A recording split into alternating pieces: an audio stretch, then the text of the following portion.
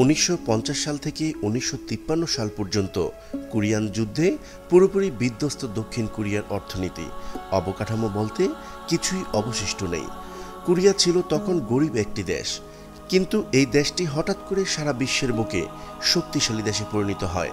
আর এই শক্তিশালী অর্থনৈতিক সুপার পাওয়ার হবার পিছনে রয়েছে একটি জাতির শক্ত মনোবলের ইতিহাস।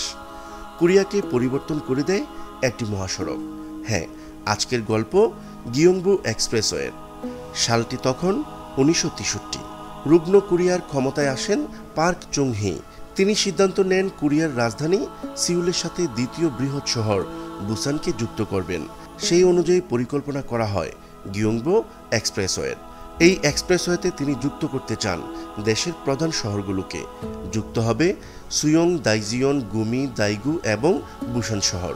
অভাবের দেশে এরকম বিলাসবহুল প্রকল্পের বিরোধিতা করেছিলেন সে দেশের অধিকাংশ অর্থনীতিবিদ, রাজনীতিবিদ, এমনকি সাধারণ মানুষও।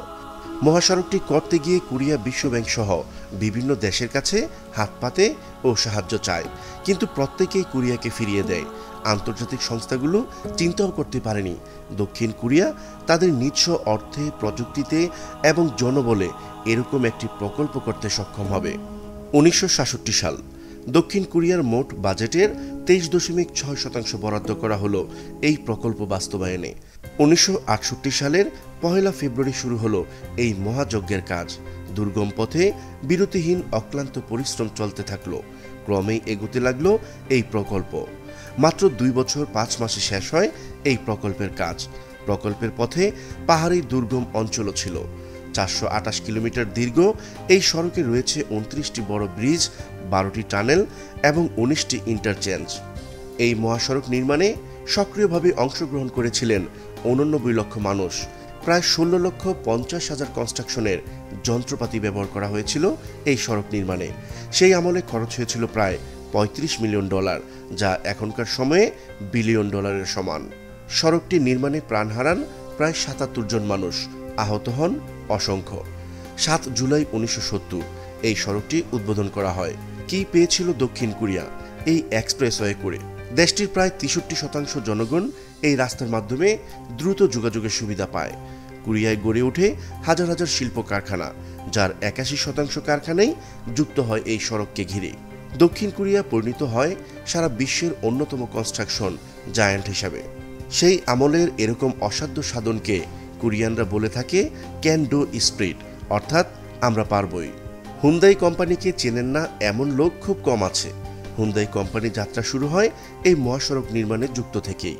আমরা পারবই এই প্রত্যয় থেকেই কোরিয়াতে গাড়ি নির্মাণ, বিমানবন্দর নির্মাণ, স্টিল মিল নির্মাণের মতো কাজ শুরু হতে থাকে, যার প্রধান শক্তি ছিল এই প্রকল্প থেকেই। এবার আসি বাংলাদেশ প্রসঙ্গে। পদ্মা সেতু যখন আমরা করতে প্ল্যান নিয়েছি, তখন বিশ্বব্যাংক থেকে শুরু করে আন্তর্জাতিক অনেক সংস্থা ও গুরুত্বপূর্ণ অনেক ব্যক্তিবর্গই আমাদেরকে তাচ্ছিল্য করেছে, ফিরিয়ে দিয়েছে। তারা কখনো ভাবেনি বাংলাদেশ নিজস্ব অর্থায়নে এরকম বৃহৎ প্রকল্প করতে পারবে। তারা জানতো সামান্য 500 কোটি টাকার একটি প্রকল্প বাস্তবায়ন করতে গেলেও বাংলাদেশকে সারা বিশ্বের কাছে হাত পাততে হতো। এদেশের বিপুল ডিগ্রিওয়ালা বড় বড় অর্থনীতিবিদ, রাজনীতিবিদ, এমনকি সাধারণ মানুষও বলেছিল এটা সম্ভব না, হবে না, বিলাসী প্রকল্প, অপ্রয়োজনীয় ইত্যাদি।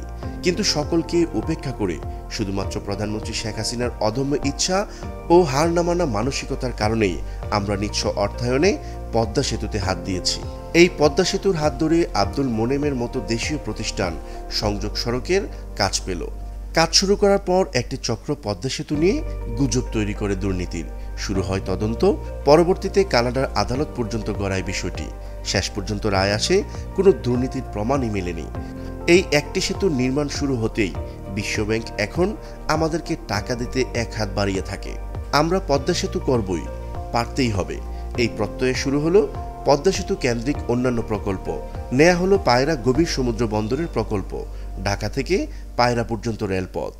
এদেশের কোনো কোম্পানি রেল লাইন নির্মাণ করতে পারে সেটা কারো ধারণাই ছিল না। ম্যাক্স সেটা করে দেখাচ্ছে।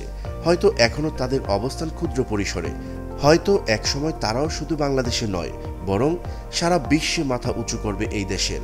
আমরা পারি, এটা আমরা জানি।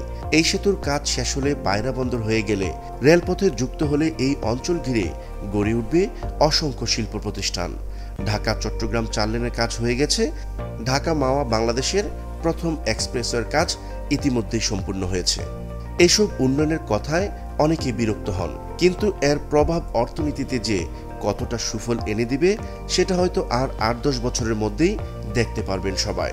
এদেশে আমরা এখনো এসব প্রকল্পের বিরোধিতা করি, অজুহাত দেখাই, খেতে পারি না, ব্রিজ দিয়ে কি করব। অনেকেই স্যাটেলাইট পাঠানোকে নিয়েও ট্রোল করে, এসব কোনো কাজে আসবে না বলে গুজব ছড়ায়। যাদের চিন্তাধারা এমন, সুফল তারাও পাবেন। সময় এখন আমাদের ঘুরে দাঁড়ানোর। শক্তিশালী বাংলাদেশে যে দক্ষিণ কোরিয়ার মতো উত্থান হবে না সেটা কেউ বলতে পারে না। একটি দেশের অর্থনীতি কত দ্রুত পরিবর্তন সম্ভব সেটা দেখিয়ে দিয়েছে দক্ষিণ কোরিয়ার এই মহাসড়কটি। আমাদের অবকাঠামোয় ঘাটতি রয়েছে। নতুন এক্সপ্রেসওয়ে করতে গিয়ে বিদ্যমান রাস্তা মেরামতে খরচ করা সম্ভব হয়তো হচ্ছে না, কিন্তু এসব প্রকল্প বাস্তবায়ন হবে, তখন আমূল পরিবর্তন আসতে বাধ্য হবে। অপেক্ষায় নতুন সেই দিনের। প্রিয় দর্শক, আজ এই পর্যন্তই। যদি আমাদের ভিডিওটি ভালো লেগে থাকে তাহলে অবশ্যই লাইক দিন, শেয়ার করুন এবং কমেন্ট করে আপনার মতামত জানাতে পারেন।